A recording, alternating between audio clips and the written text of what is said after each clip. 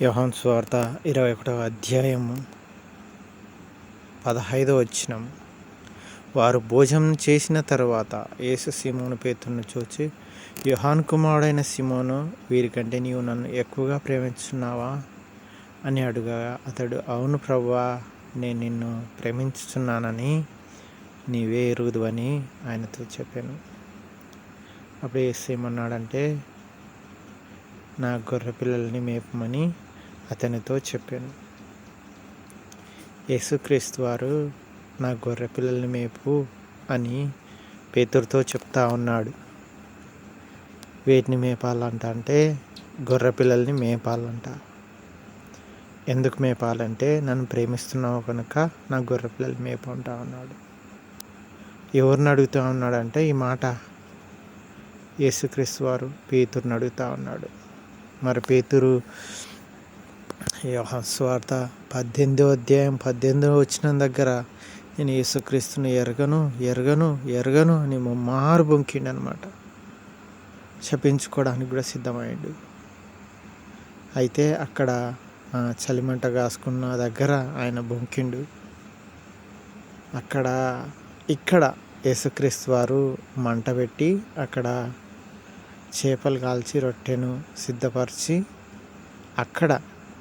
అక్కడ ఈ మాట అడుగుతున్నాడు. అంటే ఒక మంట దగ్గరనేమో యేసుక్రీస్తుని ఎరగను అన్న వ్యక్తి, ఇంకో మంట దగ్గర యేసుక్రీస్తు వారు తన హృదయం ఎరిగినాడు కనుక, ఆయన పశ్చాత్తాప పరిస్థితిని ఎరిగినవాడు కనుక, ఆడ ఎరగను, నేను శపించుకుంటున్నందుకు, యేసుక్రీస్తుని ఎరిగితే నేను శపించుకుంటున్నా అని అన్నందుకు ఇక్కడ ఏమంటున్నాడంటే, అందరికంటే నేను ఎక్కువ ప్రేమిస్తున్నా ప్రభువా అని చెప్తా ఉన్నాడు యేసుక్రీస్తు వారితో పాటు.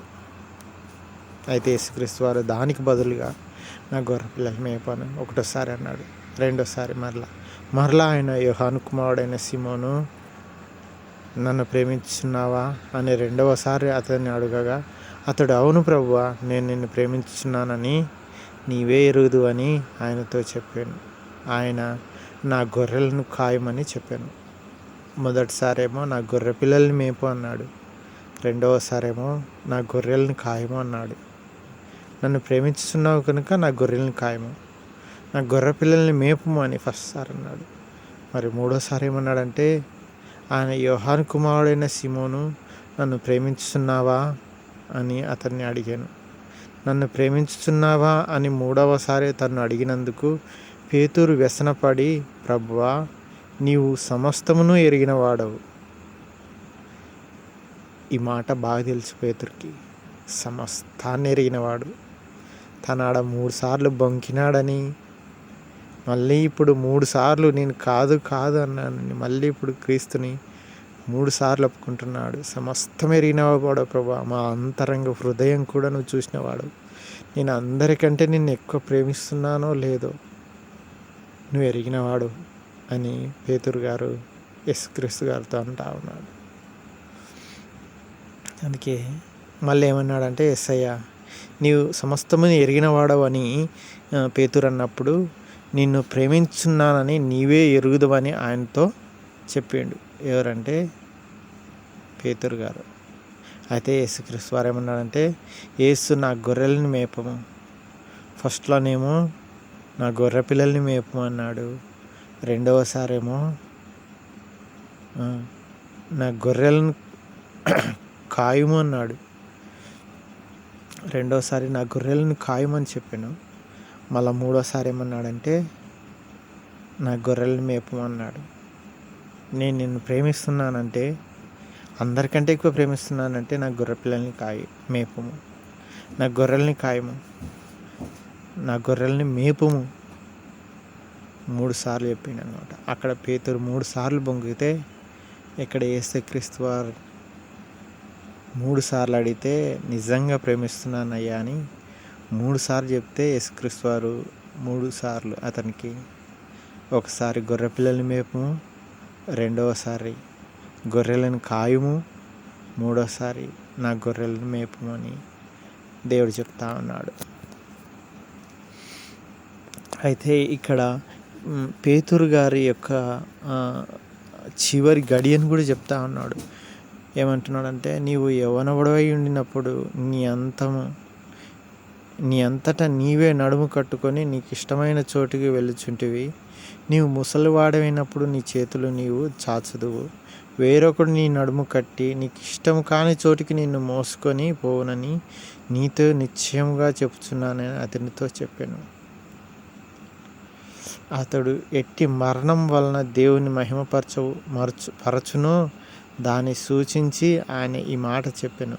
ఇట్లు చెప్పినను వెంబడించుమని అతనితో అనేను. ఇట్లు చెప్పినను అట్లా చెప్పి వెంబడించుమనను అని చెప్పి ఉన్నాడు.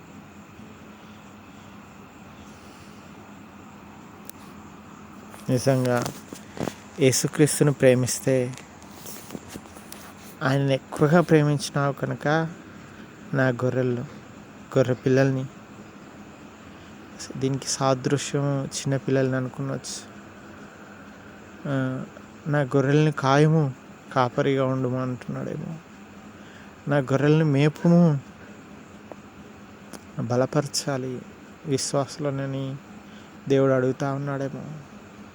చిన్నపిల్లల్ని బలపరచాలి, పెద్దవాళ్ళని బలపరచాలి, కాపరిగా ఉండాలి, వాటిని రక్షించాలి కనుక కాపరిగా ఉండాలి, వాటి సంరక్షణ బాధ్యత అంతా తీసుకోవాలి కాబట్టి కాపరిగా ఉండాలి. ఆ బాధ్యత పేతురు గారికి ఇవ్వబడింది.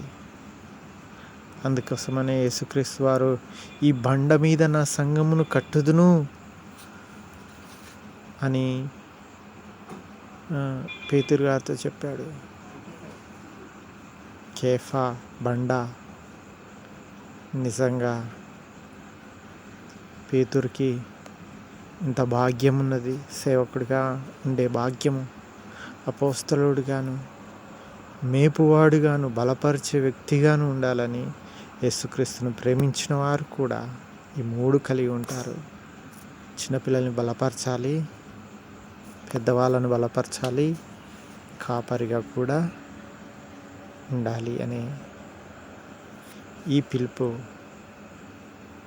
ప్రభు తాను ఏర్పరచుకున్న వారికి అందరికీ దయచేయునుగాక. ఆమేన్.